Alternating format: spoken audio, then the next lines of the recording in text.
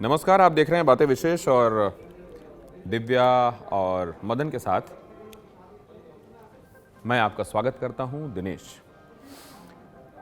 पंजाब का राजनीतिक घटनाक्रम इतने सारे पेचो खम से भरा हुआ है कि समझ में नहीं आ रहा कि इसको किसके लिए नफ़े के तौर पर देखा जाए और किसके लिए नुकसान के तौर पर। मसलन सिद्धू, जिन्होंने कैप्टन जैसे big time Congress political leader को उनकी सीएमशिप से हटा दिया और नौबत यहां तक आ गई कि अब वो कांग्रेस पार्टी में रुकना नहीं चाहते। सिद्धू के लिहाज से मतलब अगर आप कंपेयर करें एक पॉलिटिकल स्टॉलवर्ट और एक पॉपुलर क्रिकेटर, एक पॉलिटिशियन, लेकिन अगर पॉलिटिक्स में दोनों के कदों का आप तोल मोल करें तो आप पाएंगे कैप्टन ज़्यादा बड़े सियासतदान हैं, वेटरन भी हैं, लेकिन इसके बावजूद सिद्धू को एक बड़ी कामयाबी मिली कैप्टन के खिलाफ मोर्चा खोलकर उनको सीएम की कुर्सी से हटवाने में। और इसके लिए आलाकमान ने भी उनका पूरा साथ दिया। स्टेट यूनिट को एक मैसेज दिया कि अगर सख्त कदम भी उठाने पड़े तो हम उठाने के लिए तैयार हैं।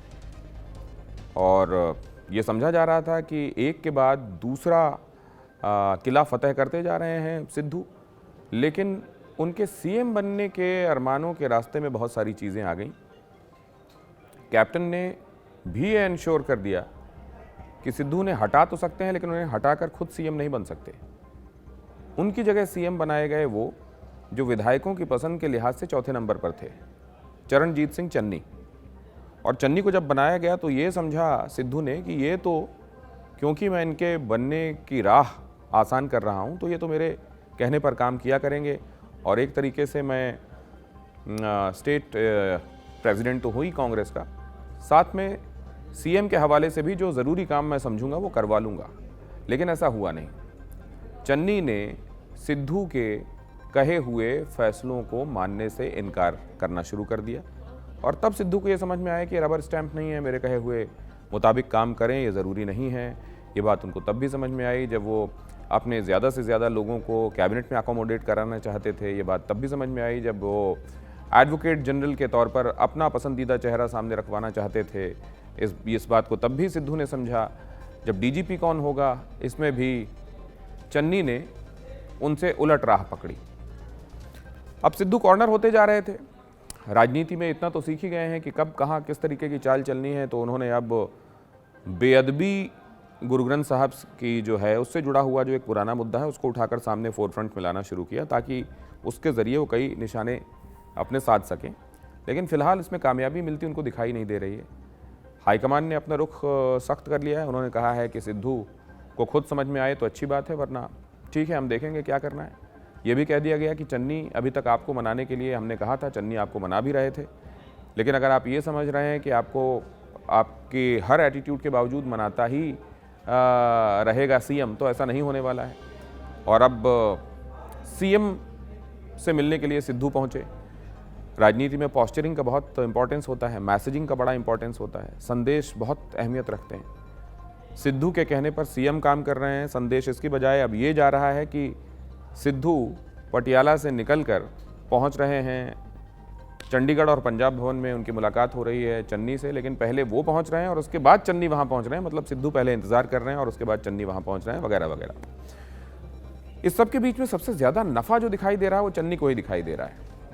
एकदम नामालूम सा चेहरा। मतलब ठीक है, वहाँ की पॉलिटिक्स में मालूम था लोगों को, लेकिन नेशनल पर्सपेक्टिव में कितना बड़ा नाम बन जाएंगे वो, एक सूबे में सीएम बन जाएंगे, ये किसी को मालूम नहीं था अभी से 1 महीने पहले तक, लेकिन ये हो गया। दलित चेहरे के तौर पर कांग्रेस ने सामने किया है और अब ये उसका एक हाई पॉइंट समझा जा रहा है, तो इसको रिवर्ट करना भी मुमकिन नहीं है। मतलब चन्नी के साथ ही जाएंगे। सिद्धू ये सोच रहे थे कि ठीक है, कुर्सी आज ना सही, चुनाव के बाद मिल जाएगी, तो आलाकमान ने यह भी कह दिया कि नहीं, दोनों ही चेहरे रहेंगे हमारे, चन्नी भी चेहरा रहेंगे और सिद्धू भी चेहरा रहेंगे चुनावों में। और इससे भी सिद्धू के चेहरे पर आती आती हंसी एक तरीके से गम में तब्दील हो गई।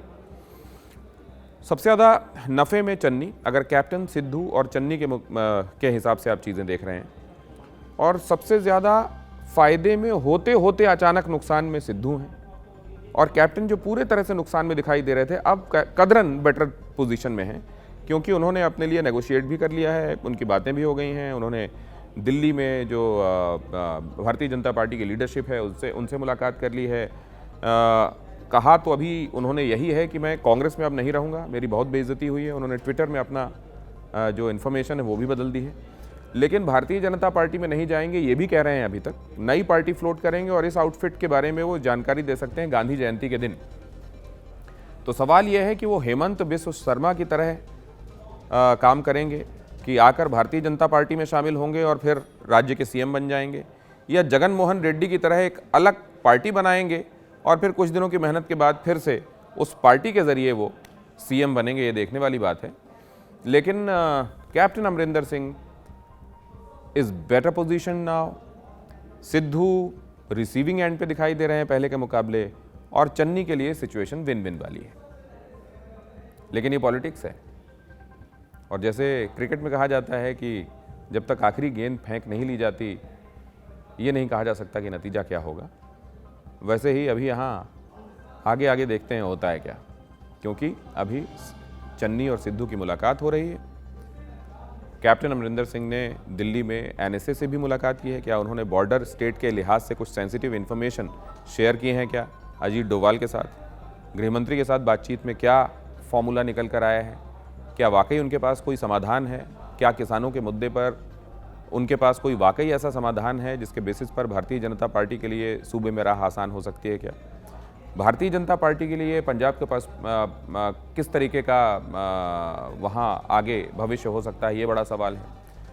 और इस सब के बीच कहीं ऐसा तो नहीं है कि ये जो तमाम लड़ाइयाँ और उठापटक चल रही है उसमें बड़ी साइलेंटली कहीं आम आदमी पार्टी के लिए आगे की राह आसान हो जाए?